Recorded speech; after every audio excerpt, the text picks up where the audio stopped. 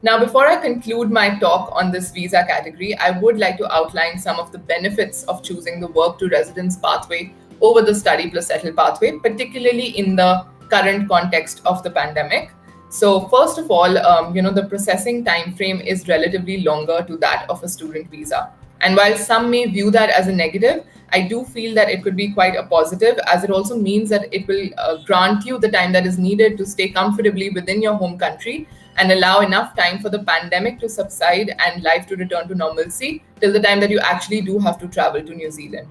Secondly, it's likely to lead to the grant of residency sooner and at a much lesser cost. The processing time frame for a residence visa is approximately the same, regardless of whether you are onshore or offshore. You will have the same waiting period even if you apply for a residence visa once you've completed your studies while you're on your post-study work visa. Moreover, studying in New Zealand for international students can be quite an investment and is usually suggested to those who do not meet any other pathway of entry to New Zealand.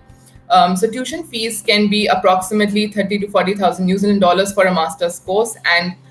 the 1 year fees also has to be paid upfront at the time of the approval of the student visa. So you can avoid this cost entirely by proceeding with the SMC job search visa and diverting those funds to the visa application fees or to any immigration advice fees, which you would also ultimately have to go through even if you do go down the study pathway. Third, of course,